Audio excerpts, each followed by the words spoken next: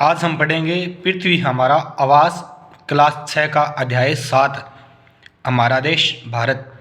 तो दोस्तों कुछ इस प्रकार हमारे देश भारत का मैप है। उत्तर में भारत के हिमालय, हम बात करें तो भारत के उत्तर में क्या है? हिमालय। और पश्चिम में अरब सागर, तो इस तरफ आपने देखा होगा अरब सागर है। और पूर्व में बंगाल की खाड़ी और दक्षिण में हिंद महासागर, नीचे की ओर है हिंद महासागर। एनसीईआरटी का पाठ पढ़ रहे हैं हम लाइन टू लाइन। चैनल पे नए हो दोस्तों तो चैनल ज्वाइन जरूर करना और वीडियो ज़्यादा से ज़्यादा शेयर करना। फिर भारत का क्षेत्रफल की बात करते हैं तो भारत का क्षेत्रफल है दोस्तों 32.8 लाख वर्ग किमी। 32.8 लाख वर्ग किमी भारत का क्षेत्रफल है। इसके उत्तर में कश्मीर से लेके दक्षिण में कन्याकुमारी तक, यहाँ पे कश्मीर है आपको पता है। और दक्षिण में यहाँ से हम शुरू करते हैं, नीचे आता है कन्याकुमारी। ये इसकी लंबाई है, ये है 3200 किलोमीटर। और पूर्व में अरुणाचल प्रदेश, यानी इस तरफ से अरुणाचल प्रदेश से लेके पश्चिम में कच्छ यहाँ पे है गुजरात में। तो ये इसकी ये लंबाई है वो है 2900। तो हम कह सकते हैं कि पूर्व से पश्चिम लंबाई 2900, उत्तर से दक्षिण की है 3200 किलोमीटर। फिर हम बात करते हैं 2011 की जनगणना में भारत की आबादी बताई थी 120 करोड़। और चीन के बाद में विश्व में दूसरा स्थान किसका आता है? भारत का, जनसंख्या में। लेकिन अभी नई जनगणना आई नहीं है, तो अब भारत की जनसंख्या 140 प्लस करोड़ होगी और नंबर भी भारत का पहला होने वाला है। लेकिन एनसीईआरटी में अभी तक वो चेंज नहीं हुआ है, तो आप ध्यान रखेंगे कि भारत की जनसंख्या 120 करोड़ लमसम और चीन के बाद में दूसरा स्थान भारत का जनसंख्या में आता है। कि भारत उत्तरी गोलार्ध में स्थित है। कर्क रेखा 23.5 डिग्री देश के लगभग मध्य भाग से होकर गुजरती है। तो जो कर्क रेखा है ना, वो भारत के बीच में से गुजरती है कुछ इस प्रकार। 8 राज्यों से कर्क रेखा गुजरती है, गुजरात, राजस्थान, मध्य प्रदेश, इस प्रकार छत्तीसगढ़, इन राज्यों से 8 राज्यों से भारत के मध्य से 23.5 डिग्री रेखा है ना, जो कर्क रेखा यहाँ से गुजरती है। दक्षिण से उत्तर की ओर भारत की मुख्य भूमि का विस्तार, दक्षिण में भारत की मुख्य भूमि का विस्तार शुरू हो जाता है 8 डिग्री 4 मिनट से, तथा उत्तरी अक्षांश में 37 डिग्री 6 मिनट तक भारत का अक्षांशीय विस्तार है। अक्षांश होती है ना 0 डिग्री जैसे, उसके बाद में 8 डिग्री से भारत शुरू हो जाता है और 23 डिग्री यहाँ से इसके कर्क रेखा अंदर से गुजरती है और लास्ट अक्षांश है 37 डिग्री 6 मिनट। तथा पश्चिम से लेकर पूर्व तक भारत का विस्तार, इस तरफ पश्चिम की ओर बात करें तो यहाँ पे इसका विस्तार है 68 डिग्री 7 मिनट पूर्व, और इस तरफ है 97 डिग्री 25 पूर्वी देशांतर। जब पूर्वी देशांतर क्यों? क्योंकि जो पूर्वी पृथ्वी है ना, यहाँ पे 0 डिग्री आ गई, इसे इस प्रकार हम गाड़ते हैं तो भारत कुछ इस प्रकार है। यानी हम पूर्व की ओर देखते हैं, पूर्व की ओर है तो देशांतरीय विस्तार होगा पूर्वी, और अक्षांशीय विस्तार उत्तरी अक्षांश में है, क्योंकि इस तरफ ये वाला उत्तरी हो गया, ये दक्षिणी है, तो उत्तरी अक्षांश में और देशांतरीय विस्तार पूर्वी। तो हम कह सकते हैं 8 डिग्री 4 मिनट उत्तरी अक्षांश से 37 डिग्री 6 मिनट उत्तरी अक्षांश, और देशांतर 68 डिग्री 7 मिनट पूर्वी देशांतर से 97 डिग्री 25 मिनट पूर्वी देशांतर के मध्य भारत स्थित है। तो अभी दोस्तों हमने बात की थी जैसे भारत है कुछ इस प्रकार, हमने अभी मैप बनाया था, ये भारत है। तो 68 डिग्री 7 मिनट और इधर 97 डिग्री 25 मिनट हमने बताया था। इन दोनों का मध्य औसत निकालें तो आएगा 82.5, और इसे भारत का मानक समय माना गया है ताकि समय निकालने में कोई भी प्रकार की प्रॉब्लम ना हो। और सभी जगह एक साथ समय रह सके। तो 1 डिग्री देशांतर को पार करने में 4 मिनट लगते हैं, जो स्थानीय समय में 4 मिनट का अंतर होता है। अब पश्चिम में गुजरात और इधर पूर्व में अरुणाचल प्रदेश के मध्य 2 घंटे का अंतर है।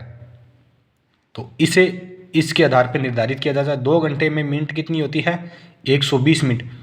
तो 120 मिनट का अंतर है। और इनकी हम बात करें तो डिग्री, कितने डिग्री, 30 डिग्री का अंतर है। 30 यानी 30 में हम 4 का भाग देते हैं, 1 डिग्री को पार करने में 4 मिनट का लगता है। तो 30 डिग्री को पार करने में 4 तिया 12, 120 मिनट, यानी 2 घंटे का अंतर इसी आधार पे होता है, 2 घंटे का अंतर। फिर हम बात करते हैं भारत के पड़ोसी देश। तो भारत के पड़ोसी देश इस तरफ हम देखेंगे तो चीन भारत का पड़ोसी देश है। जस्ट ऊपर पाकिस्तान भारत का पड़ोसी देश है। और यहाँ से सीमा लगती है कुछ इस प्रकार, अफगानिस्तान भारत का पड़ोसी देश है। फिर हम नीचे देखते हैं तो इस रूप में यहाँ पे श्रीलंका भी भारत का एक पड़ोसी देश है। और यहाँ पे हम देखें तो बांग्लादेश भी भारत का पड़ोसी देश है। और यहाँ पे भूटान छोटा सा देश है, वो भारत का पड़ोसी देश है। और इस तरफ नेपाल, वो भी भारत का एक पड़ोसी देश है। और उसके बाद में इस तरफ हम बात करें तो म्यांमार भी भारत का पड़ोसी देश है। तो इस प्रकार हम कह सकते हैं कि म्यांमार, बांग्लादेश, भूटान, नेपाल, पाकिस्तान, अफगानिस्तान और श्रीलंका भारत के नज़दीकी पड़ोसी देश हैं। फिर जो भारत का 29वां राज्य बना वो कौन सा था? 29वां राज्य तो ये बना था 2014 में।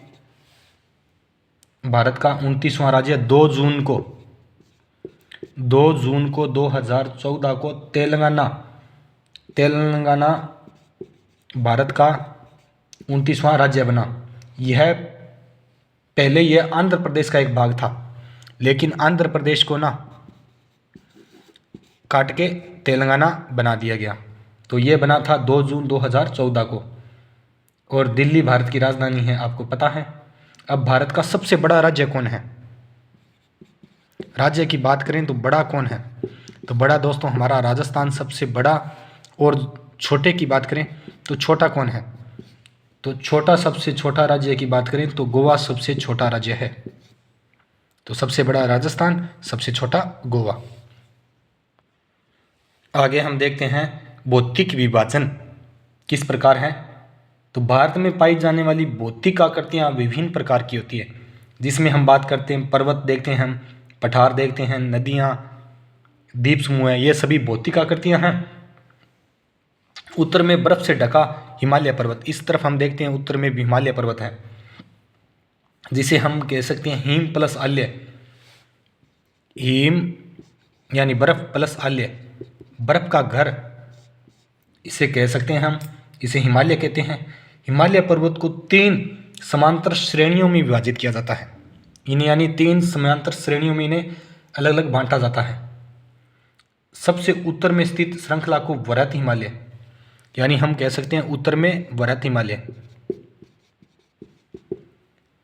या हिमाद्री कहते हैं जिसे। सबसे उत्तर ये जो है ना वृहत हिमालय या हिमाद्री। इसी श्रृंखला में विश्व का सबसे ऊंची शिखर है मध्य हिमालय या हिमाचल। हिमाद्री के दक्षिण में स्थित है। उसके बाद में मध्य हिमालय, यानी वृहत को हम महान हिमालय, फिर मध्य हिमालय, और उसके बाद में आता है शिवालिक। यानी वृहत हिमालय को महान हिमालय, फिर यहाँ पे हम मध्य हिमालय और फिर शिवालिक, ये 3 श्रेणियों को इसमें बांटा गया है हिमालय को। फिर हम बात करते हैं हिमाचल।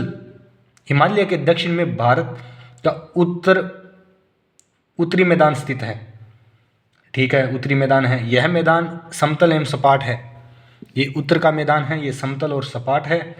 यह मैदान सिंधु, गंगा, ब्रह्मपुत्र तथा इसकी सहायक नदियां द्वारा जलोढ़ निक्षेप आते हैं। तो नदियां ये लाती है सभी नदियों के। यह मैदान कृषि के लिए उपजाऊ भूमि प्रदान करते हैं।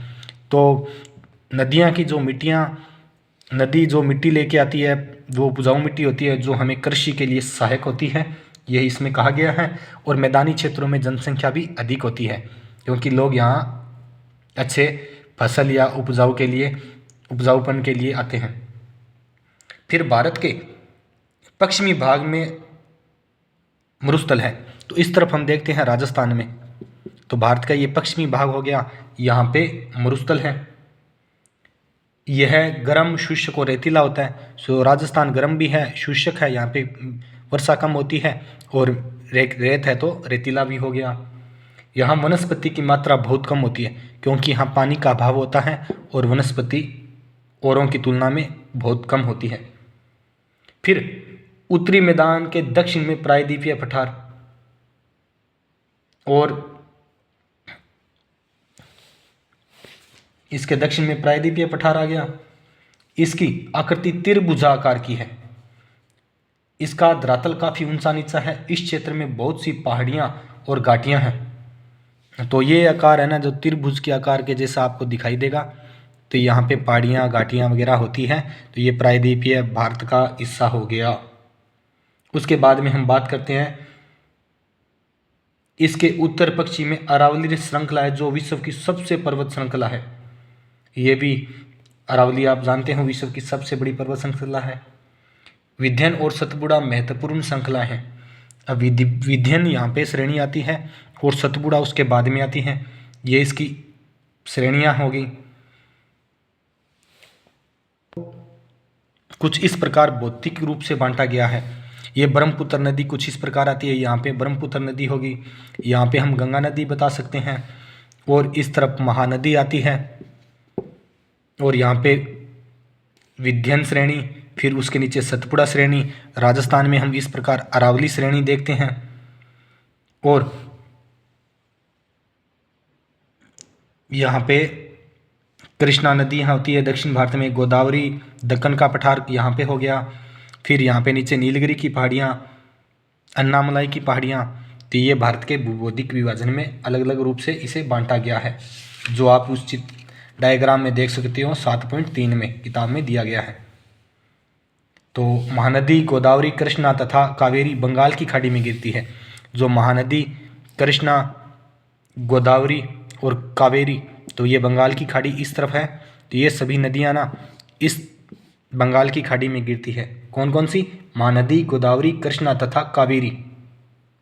ये नदियाँ अपने मुहाने पर उपजाऊ डेल्टा का निर्माण करती हैं, तथा बंगाल की खाड़ी में गंगा और ब्रह्मपुत्र नदियाँ के मुहानों में सुंदरवन डेल्टा है।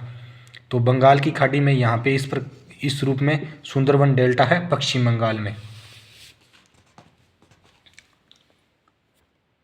फिर इसमें दे रखा है दोस्तों कि भारत में 2 द्वीप समूह हैं।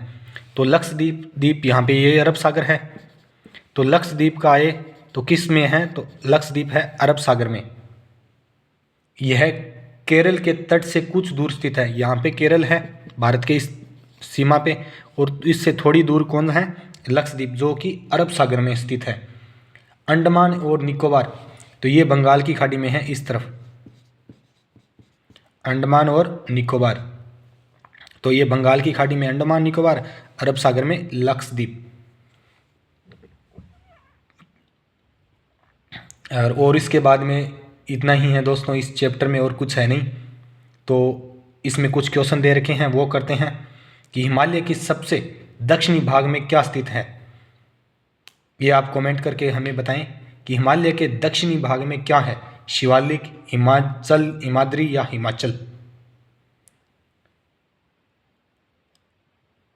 फिर आगे इसमें कुछ क्वेश्चन है कि भारत का क्षेत्रफल कितना है। तो क्षेत्रफल हमने बात की थी कि भारत का क्षेत्रफल है 32.8। फिर क्षेत्रफल की दृष्टि से सबसे बड़ा राज्य कौन सा है? तो वो है राजस्थान। और सबसे छोटा कौन सा था? वो था गोवा। फिर अरब सागर में स्थित भारतीय द्वीप समूह कौन सा है? तो अरब सागर में दोस्तों लक्षद्वीप द्वीप समूह है, और बंगाल की खाड़ी में कौन सा है? अंडमान निकोबार द्वीप समूह है। फिर भारत की सबसे वलित पर्वत श्रृंखला कौन सी है? तो अरावली की हमने वो बात की थी।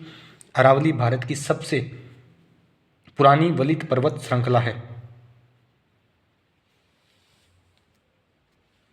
फिर क्वेश्चन आता है कि पाक जल संधि किन देशों के मध्य है। तो पाक जल संधि भारत और श्रीलंका है ना, नीचे श्रीलंका, इन दोनों के मध्य पाक जल संधि स्थित है। तो ये था आज का चैप्टर दोस्तों, हमारा देश भारत। आपको वीडियो कैसी लगी कमेंट करके ज़रूर बताएं और वीडियो ज़्यादा से ज़्यादा शेयर करें। आगे वाला लेसन हम पढ़ेंगे लेसन नंबर 8 जो है जलवायु, वनस्पति तथा वन्य प्राणी। मिलते हैं दोस्तों नेक्स्ट वीडियो में।